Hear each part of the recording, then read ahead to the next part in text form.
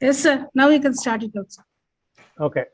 Now you can see the screen, full Yes, sir. screen now. Yes, sir. No, sir, not a Yeah, full screen. Now I'm able to see the yeah, screen, sir. yeah. Okay.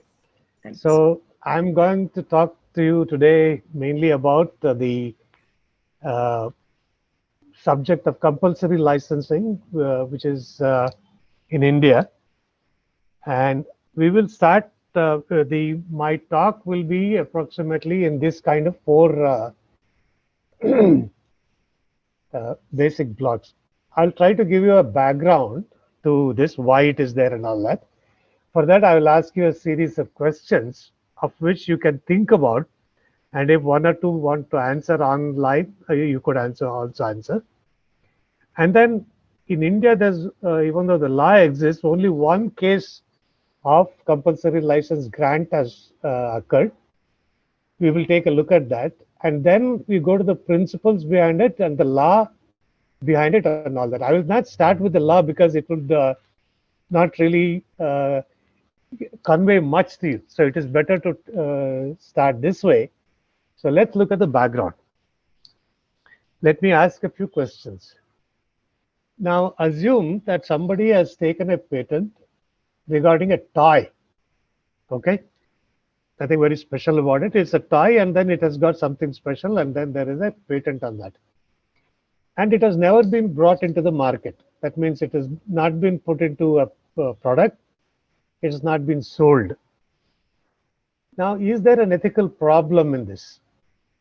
One way of looking at it, I will try to answer this question myself so that you know what I'm talking about it, is that even though there is a patent, nobody really misses this. This is not something that is going to change anybody's life. It is not going to save anybody's life, or it will not improve somebody's life enormously, or anything like that. So this is a patent which has been obtained because an technical innovation has been done, and the Indian Patent Office, which is an arm of the government of India, has granted a patent. Right? So there is no problem even if you have a patent, and if you don't use it and put the product into the market. In this case, we can assume that there is no serious problem. Right? In the patent language, we say that a patent has been put into practice. That is, when you put it into a product and then sell it in the market, the terminology used is that the patent is practiced in India. Right? So that is the first question. Now we will look at another question. The question number has suddenly jumped, but it really doesn't matter. It's question number 2 now. A process patent has been obtained. That means you can have either a product patent or a process patent. Assume that in this case, a process patent has been obtained. It delivers some advantage compared to the existing uh, process for doing the same thing, but it doesn't deliver a great advantage. That means assume that if the energy consumption was 100 units to manufacture something, with this new process, it will take away 2 units of power. Instead of 100 units, you're going to use only 98. It's an advantage, but it's not a very great advantage. And even this is not practiced by the patentee, right? But because there is a patent, nobody else can use it also. Now, is there a problem? Is there any ethical problem? Is it right or wrong? Ethical problem can be reduced into a simple question: is it right or wrong? Right? So in this case also, there is not a serious problem because there might be other reasons that to make this process available and then use this process in industry, you might have to invest a lot of money, right? So if somebody doesn't use this, I take a patent but I don't use it, nobody will say that I'm doing anything wrong. Okay, so this is another kind of patent which is useful, but it's not practiced. Unlike in the toy case, nobody would really miss it. In this case, it might be, but it's not a serious problem. Let's assume that that is the kind of invention this is. Now, you take one more. Assume that there is a patent for a life-saving drug. It's a medicine which you will save the life of a person who is sick with a particular kind of disease. Then, but I take a patent, but I don't produce it at all. Okay. So the benefit of my patent is not available to the patient in India who is suffering from this disease. But at the same time, I am not allowing anybody to make this drug in the country because I have a patent. Correct? So, is there an ethical problem here? Now we will start feeling that, yeah, there is a problem. If you have a patent for something which saves the life of a patient or a person, you should produce it and then make it available to the patient so that the patients, you are saving a human life.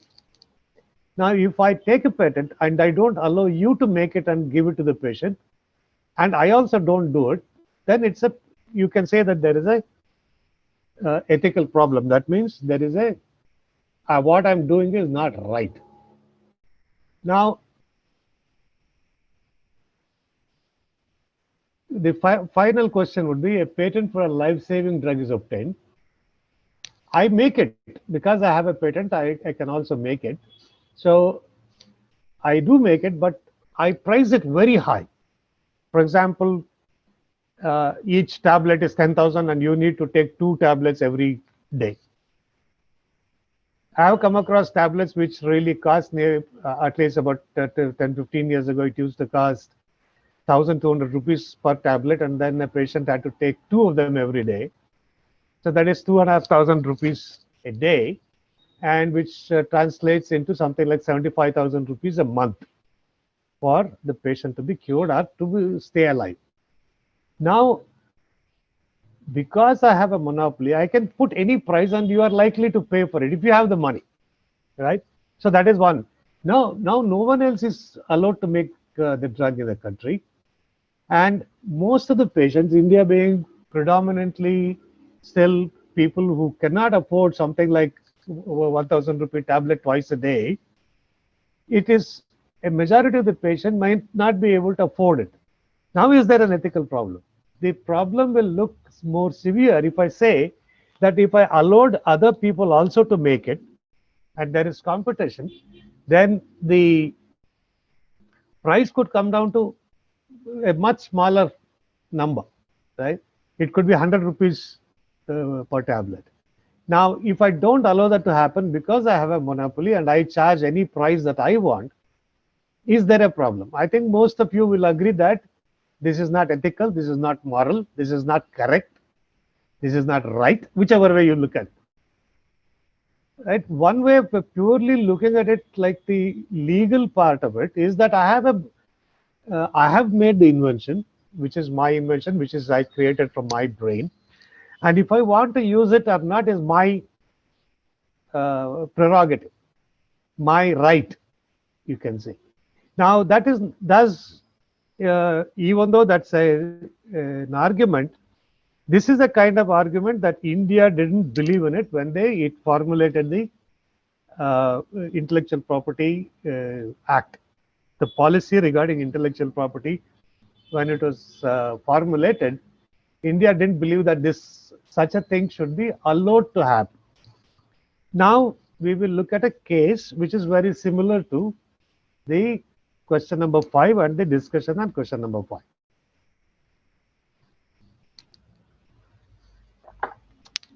Some 20 years ago or so, the German company Bayer, which is one of the giants in chemistry and pharmaceutical, took a patent on a cancer drug.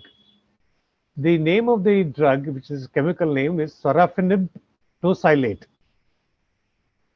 And it was marketed under the name of Nexavar. Nexavar is the name of the tablet that was being marketed. The symbol R in a circle next to it says that it is a registered trademark of the Bayer company. Now, even though Bayer took a patent in India, it did not manufacture it in India. Strictly speaking, it is not necessary for it to manufacture in India, but it is preferred to manufacture in India. We will come to that a little later. Okay. The India Bayer did not manufacture that in India. It started importing and selling it in India. Okay. Now, is there an ethical problem? Strictly speaking, there is no serious problem in this.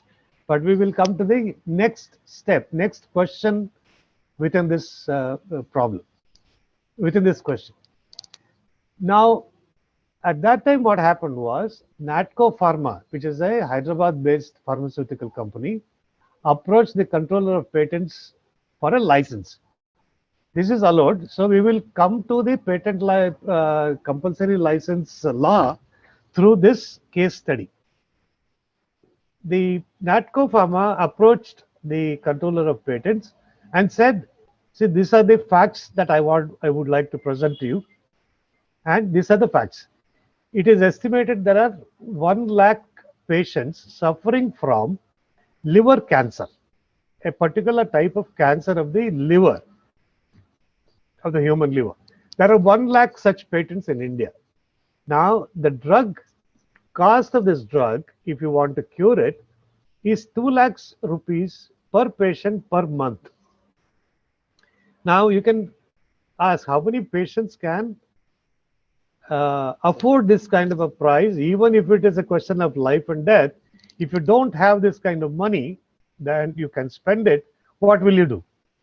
So, and at the same time, Natco, which is the company which is applying for a compulsory license, approached Bayer and said, give me a license, I will manufacture it in India, and then I will make it available to Indian patients at a reasonable price, at a low price that most people can afford.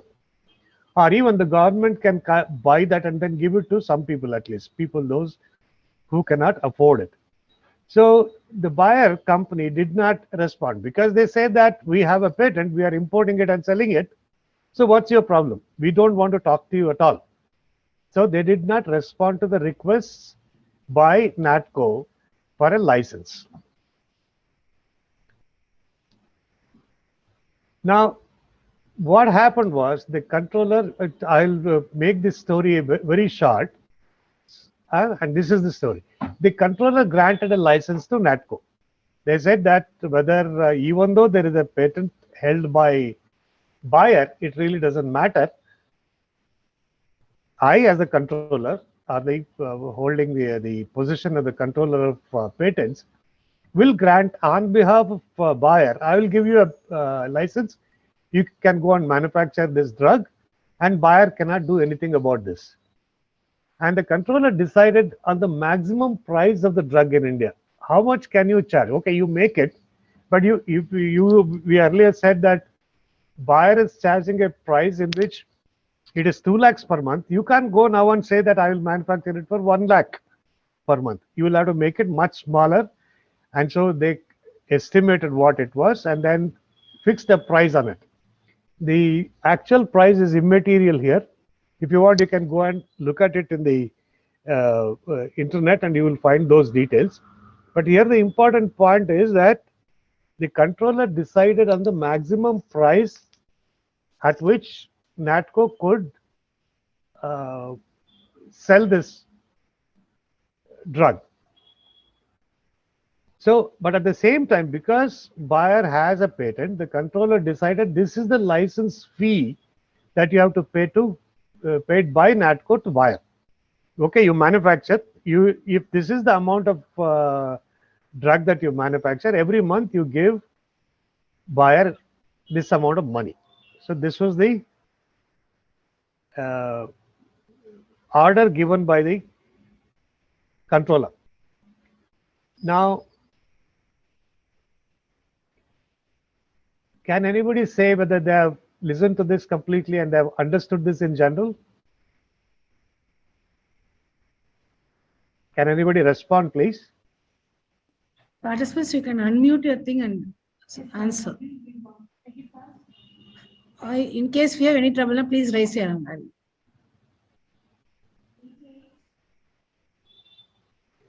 Okay. Yes. So it is in general, it is understood. What I've been talking about this has been understood. Okay, somebody has messaged on the chat that it is understood. Yes. Okay, fine. I'll go back to my slides. So there.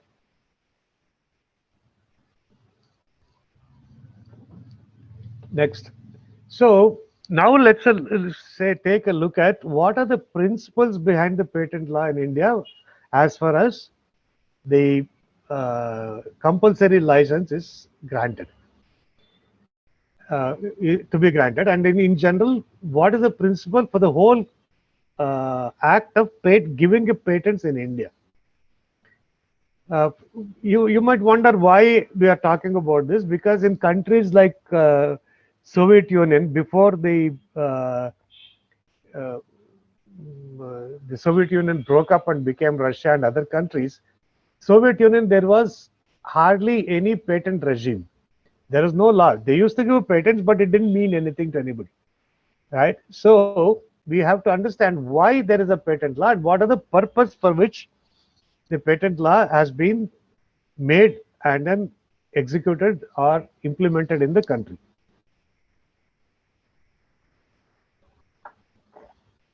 All patent law assume that giving patents encourages inventions.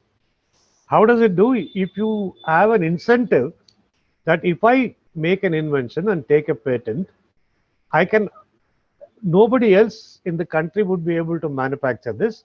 So I will have a assured market and I will not have any competition for some limited amount of time. I'm sure you would have heard about all this in the patent regime till now, about the earlier classes in the last 5 days or so.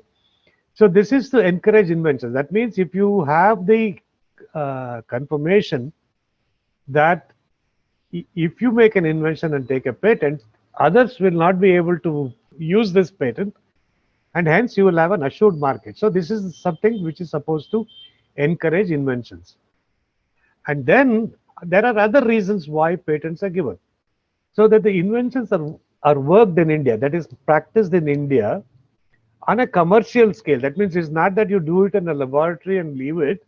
You put it in a commercial scale without undue delay. What does this do? It improves the economy of the country because there is more business.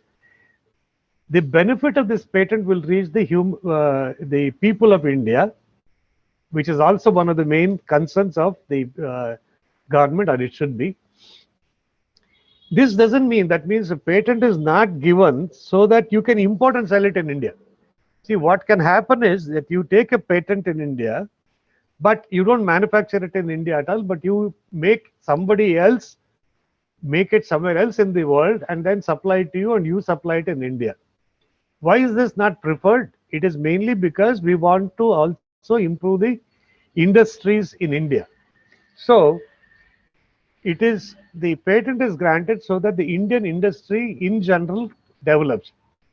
You can say just because of one patent and one company will the economy of the country improve.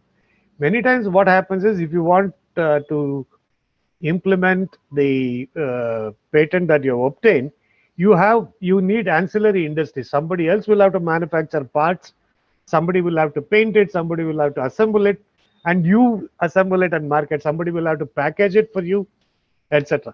So a lot of other industries will also improve. It will provide employment to people and so on. So this is the main reason why the government of India, when it grants you a patent, expects you to manufacture it in India, not just merely import it. That means you don't have a monopoly in importing it and selling it in India. That is another reason. Now, not only that, it also says that it should balance the rights and obligations. When you get a patent, so assume that I get a patent, I have a right to see that nobody else manufactures the patented item that I have patented. But at the same time, I have an obligation that I should make it available to the people of India. That's what the government of India tells me. Okay, you have a right, but you also have an obligation. This is a very important principle in patent law, especially in India, because it was formulated in the times when in general, even though we didn't call ourselves a socialistic country, the health of the country, the good of the people, their life was important to the nation, and hence the government decided that there should be a balance of rights and obligations. But it does at the same time, it also said that a patent in any way should not impede or harm the public health and nutrition, because the government's concern is that people should be healthy and they should be well nourished, uh, and so that we are a strong nation. So the patent law doesn't allow you to use the patent to harm the public health and then also reduce public nutrition. So that is one of the other principles behind Indian patent law. So all this put together, you could say that it should act as an instrument to promote public interest. That means it should benefit the people of India. So that's what the third line in that slide means. But at the same time, it does not prohibit the central government in protecting public health. If your patent in some way affects the health of the public, then the uh, government of India can ask you not to use it. For example, if there is a very poisonous insecticide which you use to kill pests in farms, you might get a patent for that. But if the government of India realizes that it is going to harm the health of the people, it can ask you to stop manufacturing it or stop using that patent. So that is what the last line here means. So these are the things. We'll quickly go through these three, 4, 5 or 6 points. One is it is to encourage inventions, that the inventions are practiced in India. It is put to commercial use in India. It is not to enjoy monopoly only for importation. There is a question of balance of rights and obligations, and this is not to impede the protection of public health and nutrition. It should act as an instrument to promote public health, and then it should also be, it cannot be contrary to the protection of public health in India. So these are the principles behind the patent. So patent law concerning compulsory licenses. Now we can go back and see, so what is possible? What are the conditions under which, okay, we now have seen why compulsory licenses are necessary, and then what was the case in the case study of Bayer and Natco, what were the conditions? Now we will look at the law. This compulsory license law is mainly in chapter 16 of the Indian Patents Act, and the one which is listing this is called section 84 of the Indian Patent Law. Here you can take a look at what are the conditions. When can the government or the controller of patents grant a compulsory license to somebody? First and foremost, it should be 3 years after the grant of the patent. That means if I apply for a patent today, it will be published 18 months later, and after that it will be examined, and then there is what is called prosecution of the patent, in which the patent office might say that they are not ready to give me a patent because of prior art, which you probably would have heard by now. Prior art, and there is no novelty, there is no inventive step.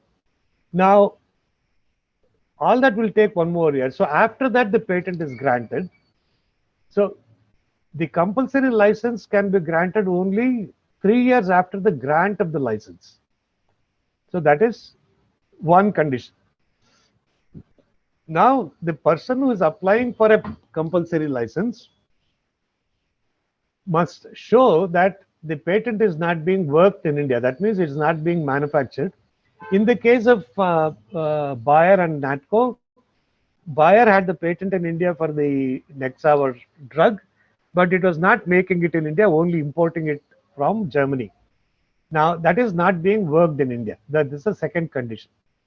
Now, the reasonable requirements of the public are not being met. This is another clause the patent law imposes.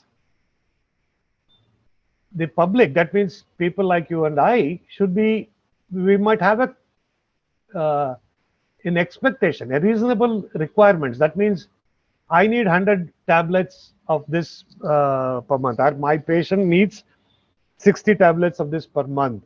Now, because if it is being imported, and there might be delays in the import reaching India and all that, and also that the price is very high, you can say that the reasonable requirements of the public are not being met. That is what the patent controller found in the Bayer and Natco case and granted the patent. So this is the third condition.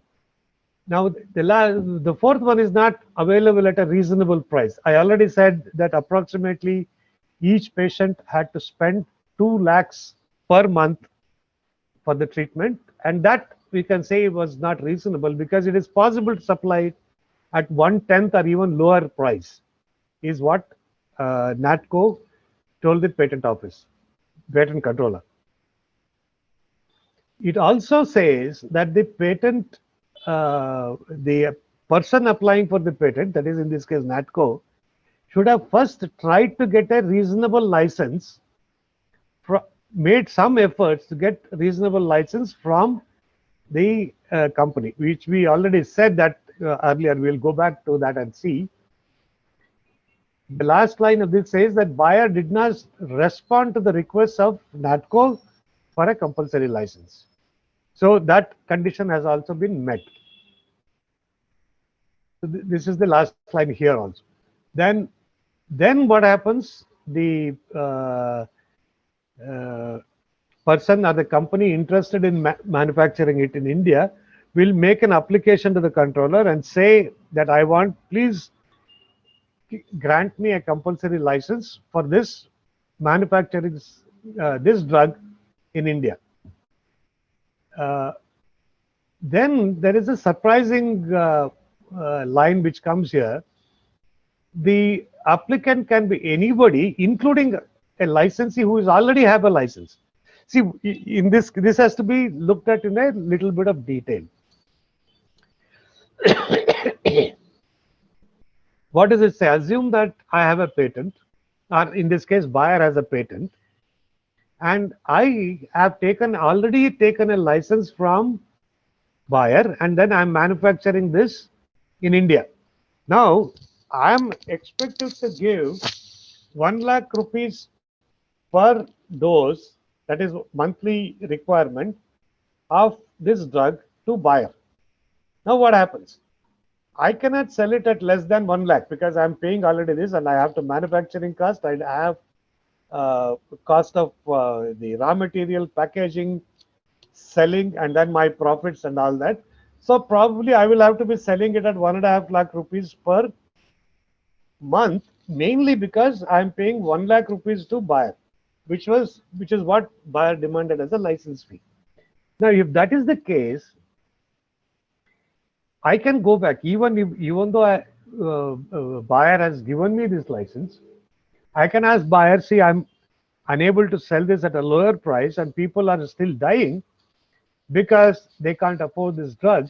So reduce your royalty fee, your license fee.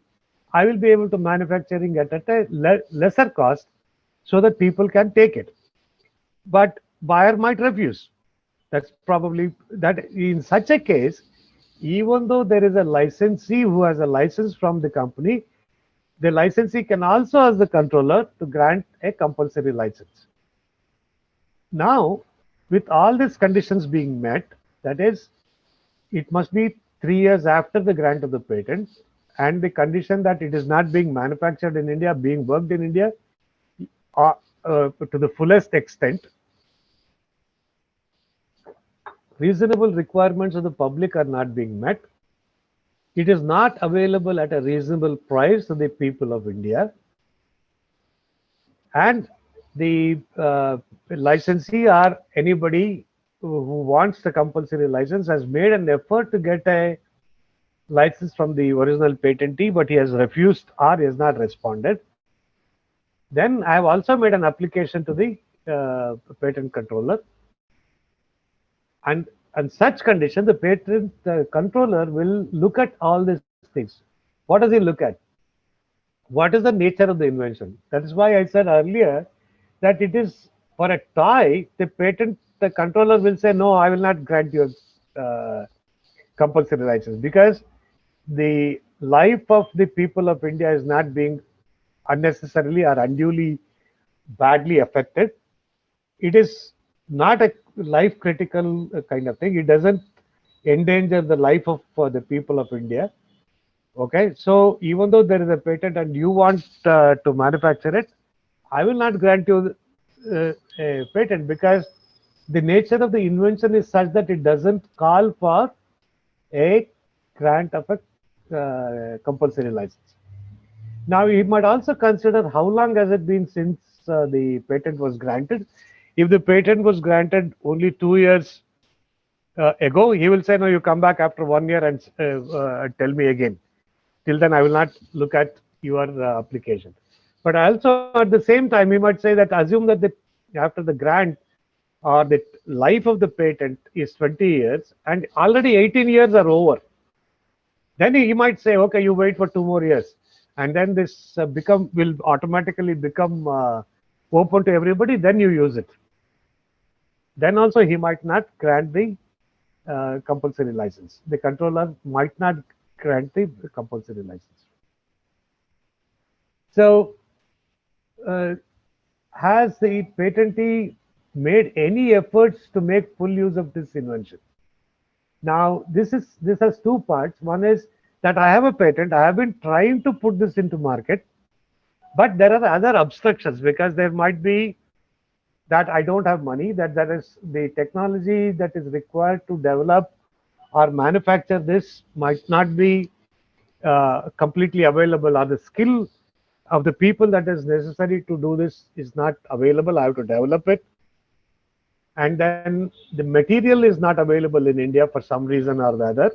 These are, of course, imaginary conditions, but we must consider all this kind of thing. And then I have been trying to put this invention into market, but I'm not been able to yet. So in that case, also the controller can say that I will not give you a license, because the patent is still trying to make this happen. It's not been successful. Let's give him more time. So I will not grant you a compulsory license. Now, another thing which is very important is that, okay, assume that the buyer has the patent and NATCO goes and says, I want a compulsory license. Okay.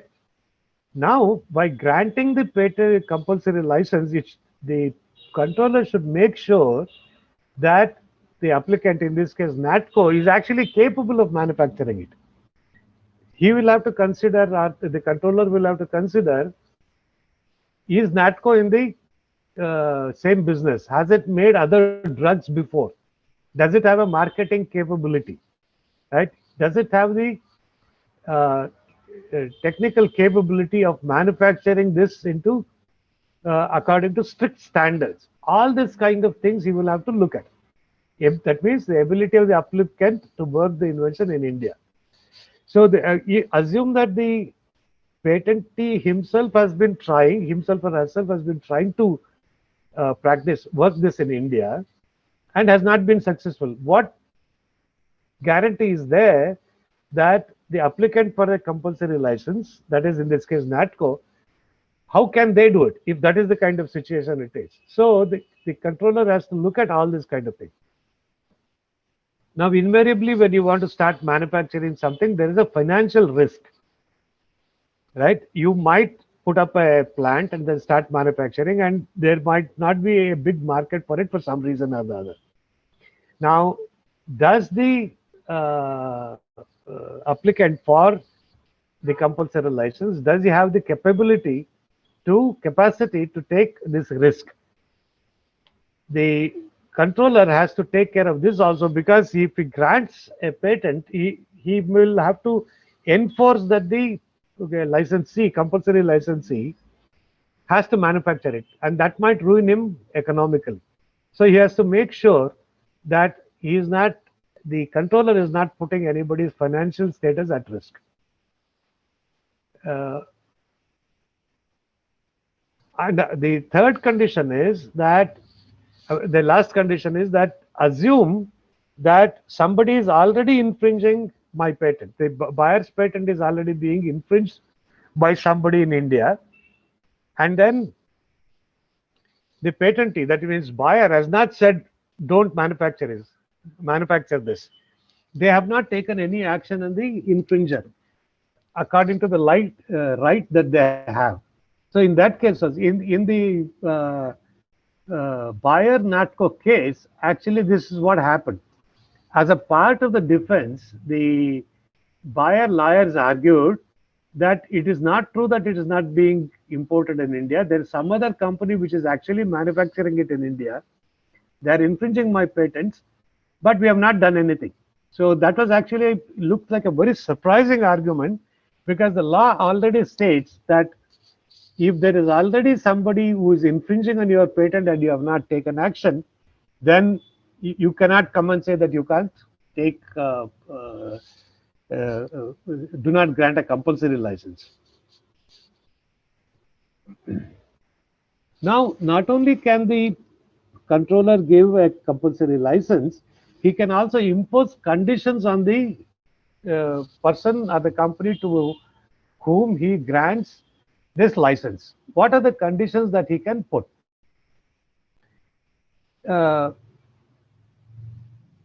If buyer has since buyer had a patent and Natco was asking for the compulsory license, the controller can say that you should pay a certain amount of license fee, that means royalty, to buyer, and that should be a reasonable amount of money.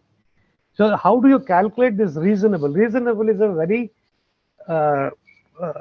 difficult term to define, because what appears reasonable to you might not be appear reasonable to me, or it might not appear reasonable to somebody else. So how is this decided? So let's take a simple, straightforward kind of example. In the buyer case, what is the market that is available worldwide? What is it likely that the buyer is, what is the amount of money that buyer has already spent in developing this drug? Because drug development takes a lot of money. What is the effort that has been put? And then will they get a return if I grant a compulsory license? So you must make sure that buyer is not cheated of any money, that they would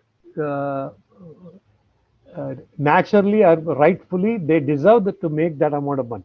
So he has to, the patent controller has to take that into consideration. And then you should also make sure that the patented the invention is worked with reasonable profit to the licensee, to who gets the license. And he can also say that the maximum price at which this would be sold in India would be this. That means in the case of Bayer and Natco, if I remember correctly, the controller said that the monthly dose should not cost more than 10,000 or 12,000 rupees in the Indian market. That was the condition imposed by the controller on Natco. And also that the license is granted as a non-exclusive license. I don't know whether you already know about exclusive or non-exclusive license. Assume that buyer has a patent, and I can go and ask buyer for a license to manufacture that drug in India on an exclusive basis. That means buyer cannot give the same license to anybody else. That's called the exclusive license. But the price for that the license fee for that would be very high. But I can say, okay, you give me a license, but I want a non-exclusive license. You can give it to 10 other people. I don't mind. I will practice your patent, and I will give you this amount of money. That will be far less. So the controller must make sure that the license is granted on a non-exclusive basis. If somebody else comes and says, I also want to manufacture the same drug, give me the license, the controller will give the license to that applicant also at the same conditions as in the previous case. And also, this is very important, if I take a license from buyer, from compulsory license from buyer, okay, which is given by the controller, I can't give it to somebody else. I can't ask somebody else to use it and manufacture and supply it to me. I should manufacture it. That is another important thing that the controller has to impose. The controller can also say that assume that the patent term is going to expire in 2050 to 25. He can say, the controller can say that, okay, the compulsory license is up to year 2025. But he can also say, no, I will grant you this only for 3 years. Because after that, there might be many other considerations why this is so. Because it might also say that it will give some time to buyer and the original licensee to start manufacturing it. At that time, he should be able to enjoy the monopoly that he was originally granted. So he can, the controller can say that I will grant you the compulsory license, but it will be only up to a part of the term of the patent. And the patent is granted mainly for the supply of this in the Indian market. It is there are other clauses for compulsory licensing for manufacturing for other countries, but we'll come to that later. But in this case, it is only for manufacturing and supply it in the Indian market. Because, as you know, the patent regime is jurisdictional. That means a patent held in India is useful, it gives you protection only in India, not in other countries. So the Indian government can grant you a compulsory license only for manufacture and supply in India, not for other countries. That is another thing that the controller can impose on the compulsory license that is being granted. So this is up to a normal case. That means somebody has a grant of a patent, and then there is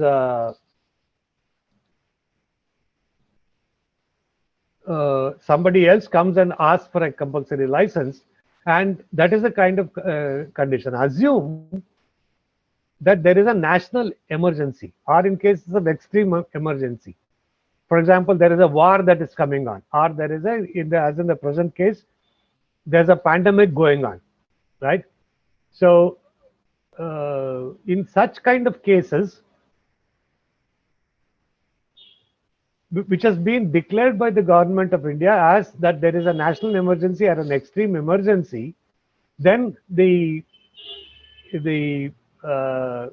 then the government of India declares such a thing in the official gazette. Then an application made under this notification, that means I can say that the government of India has declared that this is a national emergency. So I'm a person interested in manufacturing this. So please give me a grant. Then the controller can grant me a compulsory license at conditions that he thinks fit. He doesn't have to go back to the original licensee and ask. He need not find out whether 3 years has been passed and all that kind of thing. So the patent law gives the controller a lot more power in the case of natural emergencies, national emergencies and extreme urgency cases as declared by the government of India.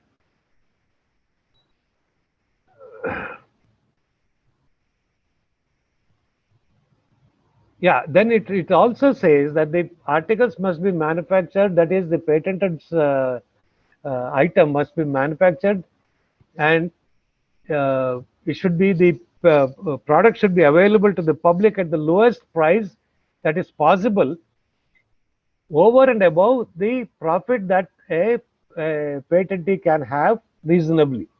So these are special provisions, and these are applicable only in conditions of cases of extreme emergency or in cases of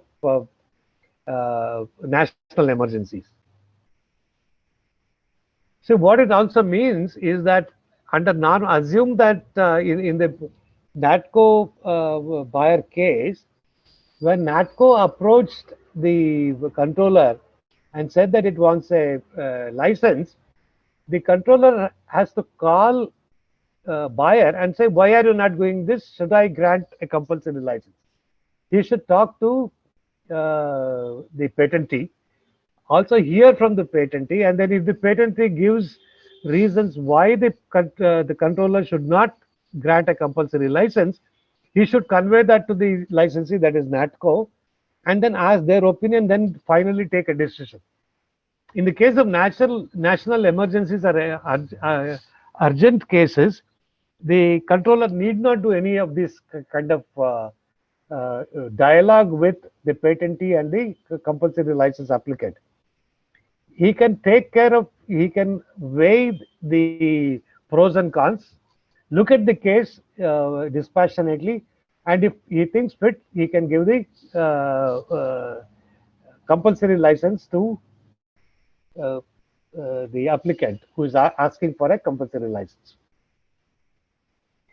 But also under the cases, something like the government has already declared that these kind of cases, uh, all this kind of procedure need not be done, and the controller can take a decision on his own or her own, and grant compulsory license. What are the kind of conditions that we are talking about? In the case of HIV, human immunodeficiency virus, or immunodeficiency syndrome, in malaria, tuberculosis, and so on. And it is, as it can be seen, probably in the case of COVID-19 also, if there is somebody makes an application for making the manufacturing the vaccine, or if there is a new drug invented for curing COVID-19, and then uh, the government has declared that this is a national emergency, anybody can approach the controller and ask for a license. So that's what this says.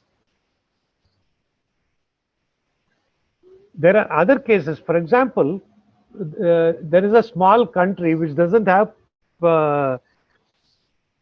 production capability at all. For example, it might be a country like the West Indies, where the industry might not be uh, very capable, or there is a country like Haiti in South America, where the industries have not grown because it depends purely on, let us say, tourism for its economy. In that kind of a country, and there is a disease that is coming, and the assume that, as in this case, the buyer doesn't have a patent taken out in the country of Haiti or West Indies. Then, if the West Indies government and the Haitian government asks India, you are capable of manufacturing this, will you please manufacture this and supply to us? Buyer doesn't have a patent in our country, so you are free. In that case also, for the sake of helping neighbors or the other countries, India can grant a compulsory license to somebody in India to manufacture this and supply only to those countries, but not supply it in India. So this is a special case where, to help countries which do not have manufacturing capability for drugs only, this is not for any other patent, this compulsory license can be granted in India purely for supply outside. And any patent law, or any law for that matter, if there is an instrument like a compulsory license, there should also be a law which states when does it stop, when does it exit. That means an exit clause. Even for something like an agreement between a landlord and a tenant, when they have a rental agreement, there is not only an agreement as to how you enter into that agreement, you should also have a means of exiting the agreement. So the compulsory license might also should also have a law like that.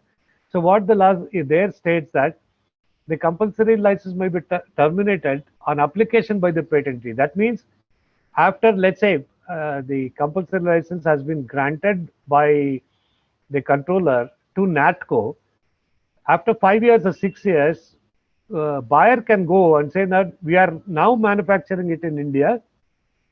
because we had the original patent, can you cancel the compulsory license to NATCO? And then the controller can take into consideration all facts and say that the compulsory license granted to NATCO has now stopped. That means the NATCO will have to stop manufacturing this, and only buyer can start manufacturing this in India. So these are the special provisions that are available. Now, a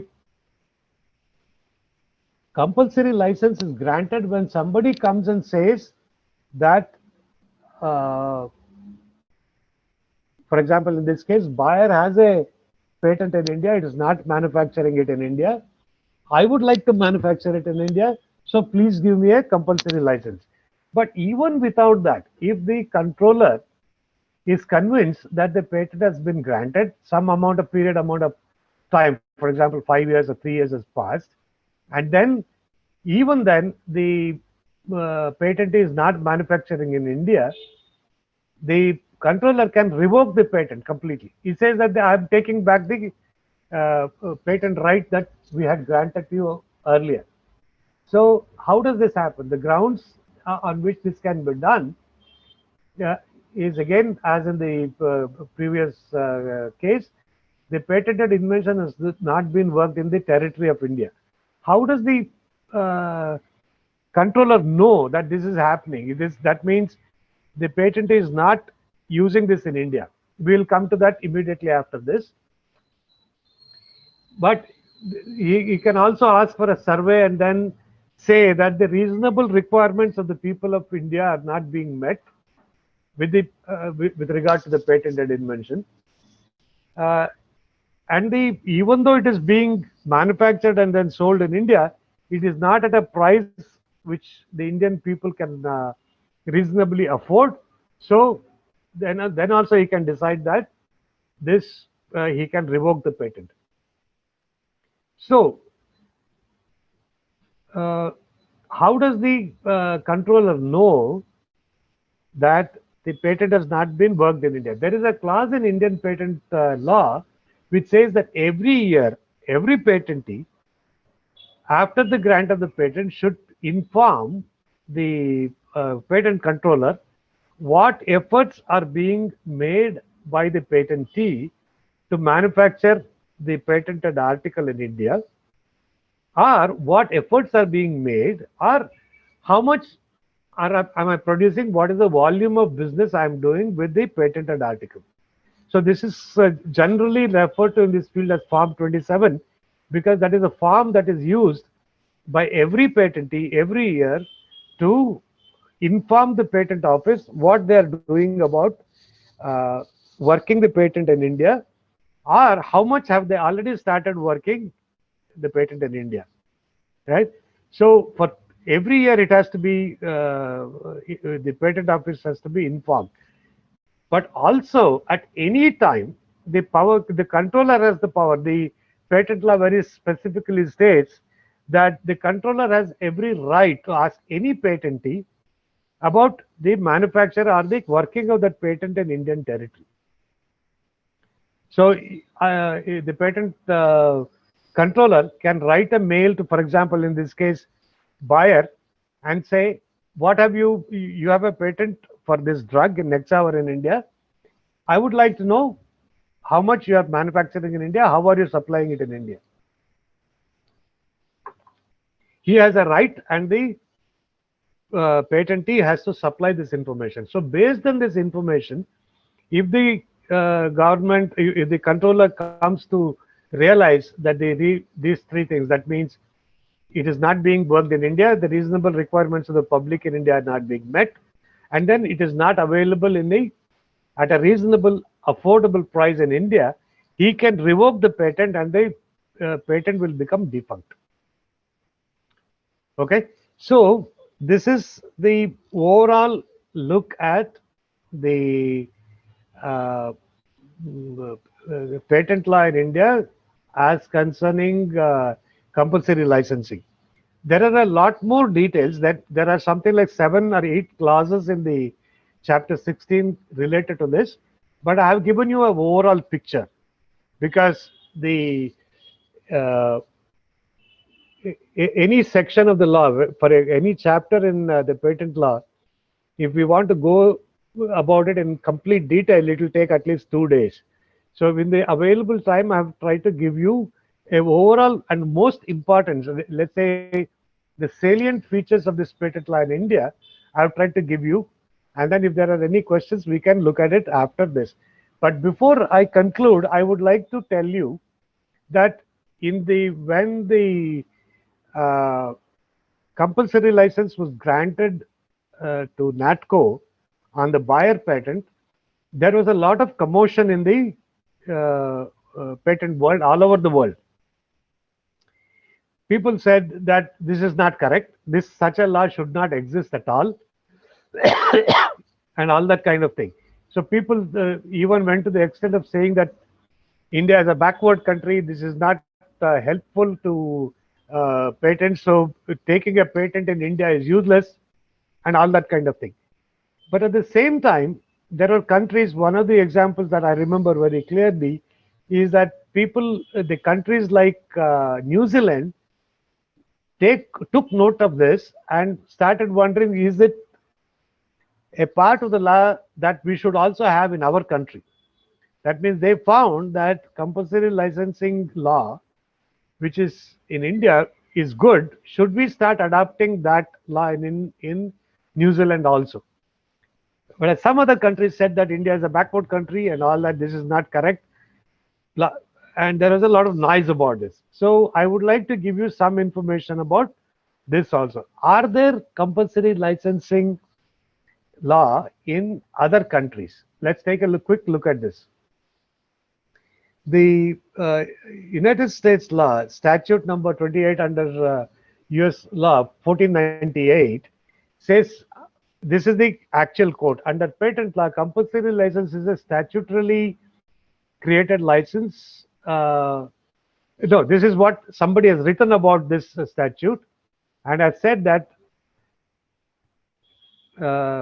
some countries allow certain people to pay a royalty and then use an invention without getting the consent of the patentee. US does not recognize compulsory licenses.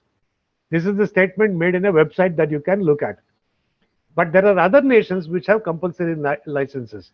That means what these people are saying, that this United States law is superior as far as patent law is concerned.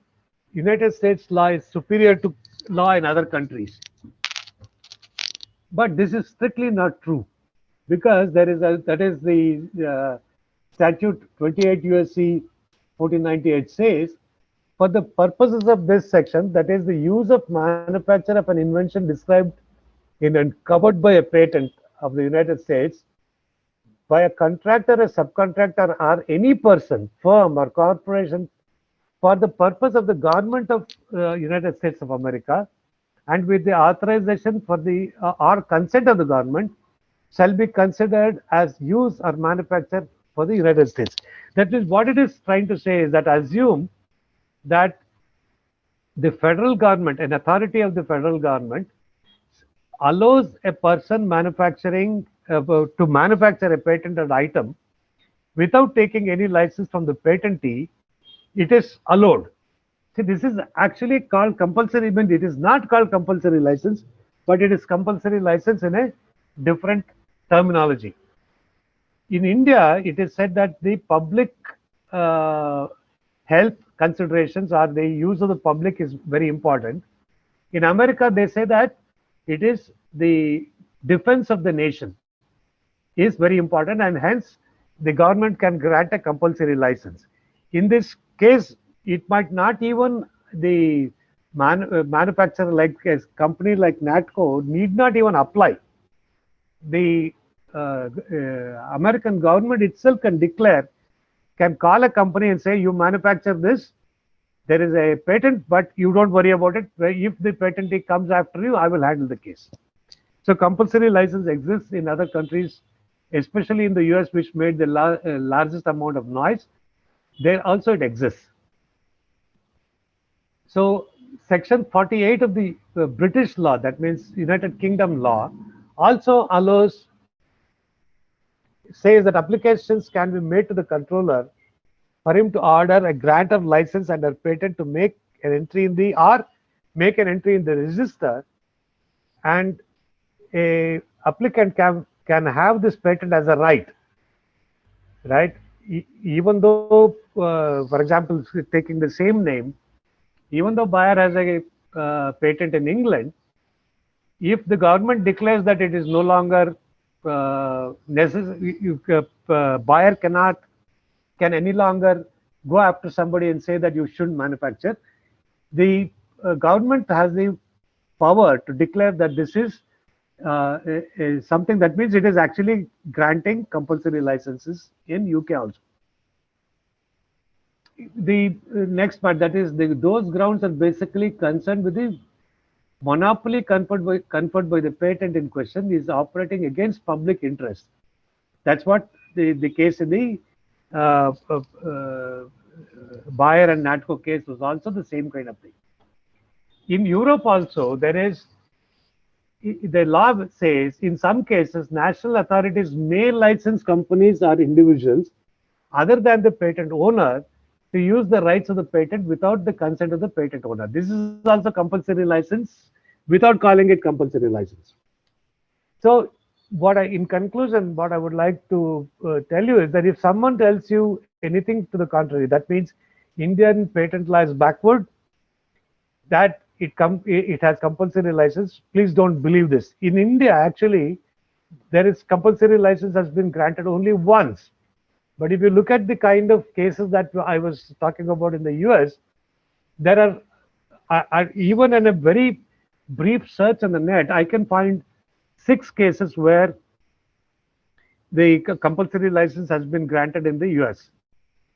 One of the cases that I can tell you is that there's a kind of goggles that you need to protect your eyes from lasers in a particular kind of weaponry has been thousands of those units have been manufactured by a company which manufactures eyewear, and the compulsory license has been granted by the American government to that particular company. If you look on the net, you will find umpty number of other cases also.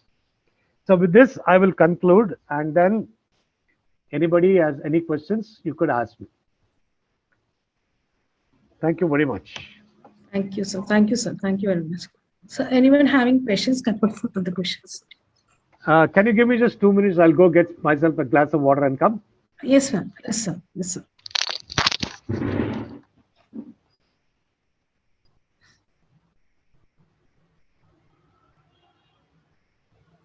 If you have any questions, participants, you can unmute your mic and go with the question. Yeah, wait, sir. I'll Ravi Prasad, sir. Wait, sir. I'll do it.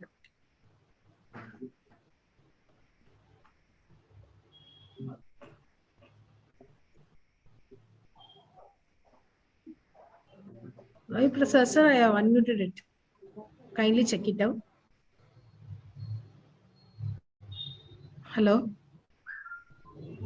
Ravi Prasad, sir.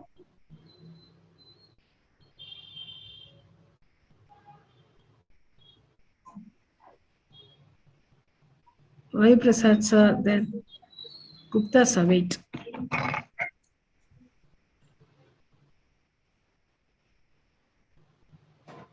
Gupta, sir, now you can do it also. Yes. Thank you. Just I'm waiting for him. Yeah, yes. Anuradha, ma'am, I am also unmuting your mic. Anuradha, ma'am, I have also unmuted your mic, so you can go with the questions.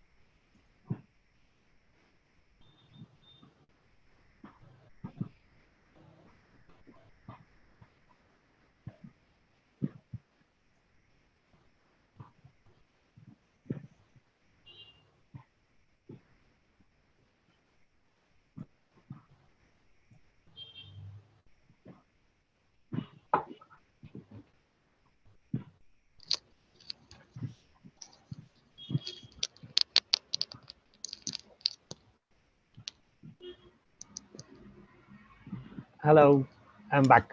Yes, sir. Yes, sir. Yeah. Good morning, Are sir. there any I questions? have one query. Yeah. Sh- Suppose I have invented something and also want to keep it as a trade secret. Okay, then it's obvious that I should not go for the patent.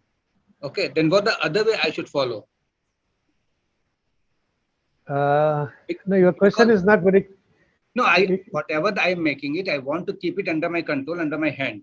So if I will Okay. go for the patent, then obviously one can go for the compulsory licensing to give to other one or the third Yeah. person. I Yeah. don't want that thing. I want to keep it as a trade secret under Yeah. my control only. Then, uh, then it's obvious that I should not go for the patent. Then what the other Exactly. way I should follow so that the thing remains under my control. Yeah. You see, first and foremost thing is that in Indian patent law, there is no law for trade secrets. Okay. Okay. In America, for example, there is a law for trade secrets also. How it works loosely in the US, if I can give you a very brief explanation, is that you approach the authorities and say that I have a method for doing this such and such, right? And then the formula or the way it is to be made and all that has been written down in a document. Only three people in my company know the complete details of this. They are the board members or whatever. So, just 1 second.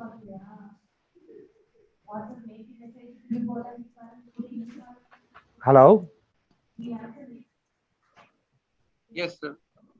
Yeah. So, I'm going to write whatever is the secret that I want to maintain in a document, or I put it in a CD or in a hard drive or anything like that, and then I will keep it.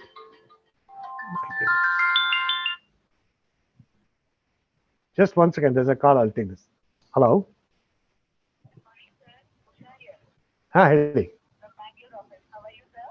I'm fine. I'm in a midst of a talk. What is it?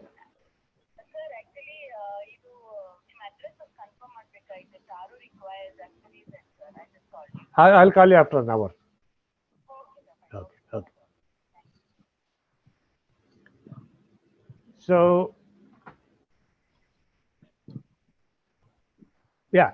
So you put that into a lock and key and then say that it is in a bank vault, and then nobody has access to this. And you should show that you are taking all efforts to show, to make sure that the secret is not known to too many people. For example, this is what has been done by the Coca-Cola company, which is one of the most famous uh, mm, trade secret examples in the US. So they have a formula for making Coca-Cola. That formula has been written down and it is known only to three people in the world at any time, right? So if somebody, one of them has to go and look at the formula even in the bank, at least one more person should be present to make sure that it is not without the knowledge of the other two, somebody is looking at it again and then taking away what is to be done with it. So what Coca-Cola does is that in the secret part is manufactured as a concentrate and then supplied to everybody who does bottling, and they don't know what is inside. So they add this concentrate to water, dissolve carbon dioxide in it, carbonate it, put it into bottles and cans and sell it. So this is the kind of thing that America has. India has no such law. So what you need to do is you should take all efforts to make sure that it is kept a secret. Then bind your employees who are is likely to know at least a part of what the secret is into a contract saying that this if there's a breach of contract they will go to jail, right? So you should take only that kind of an effort and keep it under you.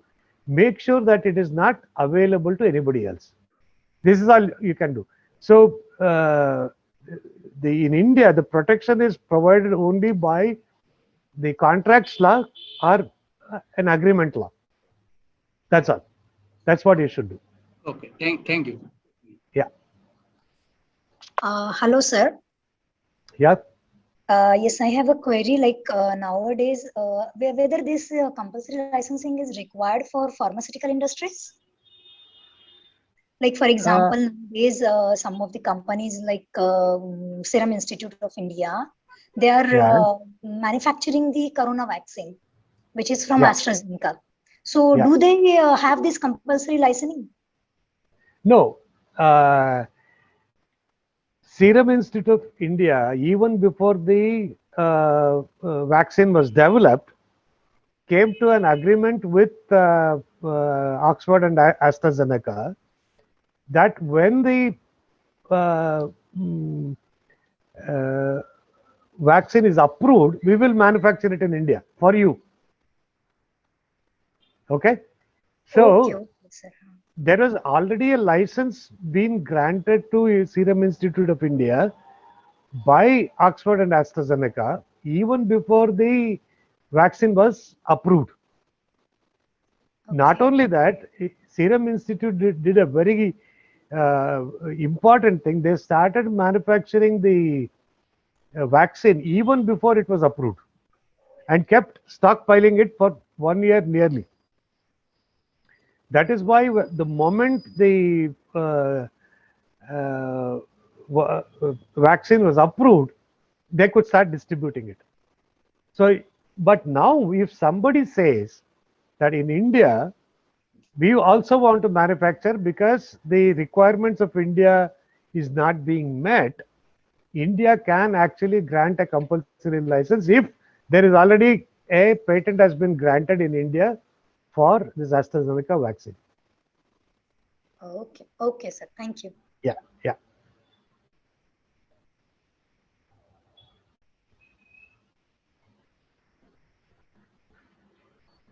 Any more questions? Is there anything, any part of the thing that you did not understand or you want more details about it? You could also ask, or you can ask any other questions also. Any more Connected. questions, participant? Hello.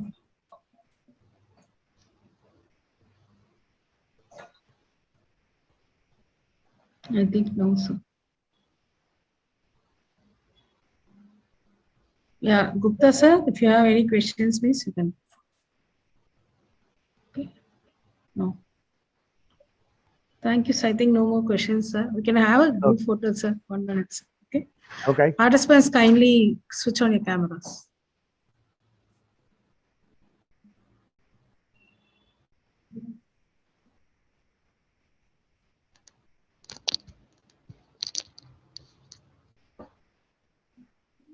Switch on your cameras, please, kindly.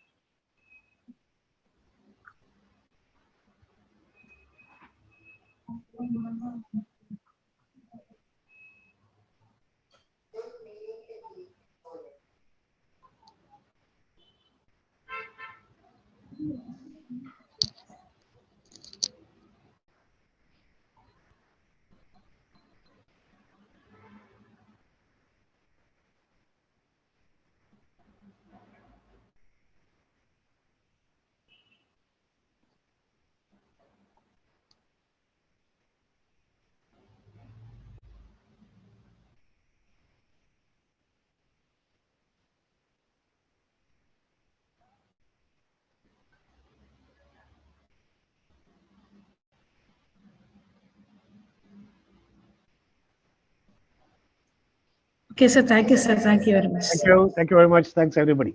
Thank you, sir.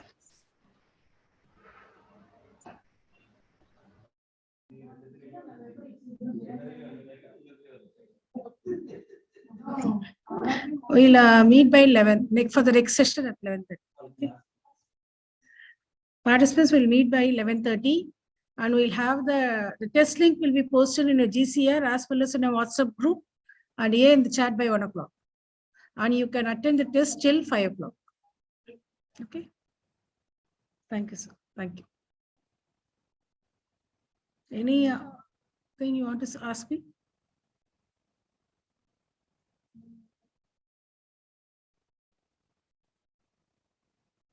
Any other queries if you want to ask me? Thank you, sir. Thank you very much. We'll meet in the next session.